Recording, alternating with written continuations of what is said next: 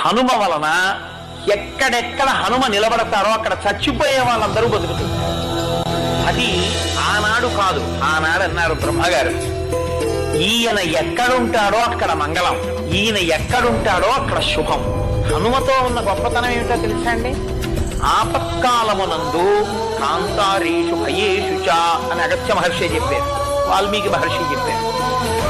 భయం వేసినప్పుడు చేతిలో చీపురు పుల్ల కూడా లేకపోతే వేలుతో హనుమ అని రాసి అక్కడ నిలబడి హనుమని నమ్మి స్తోత్రం చేసేరని ఉన్నారు పెద్దలు, ఎంతో మంది ఉన్నారు ఆయన చేత రక్షణ పొందిన.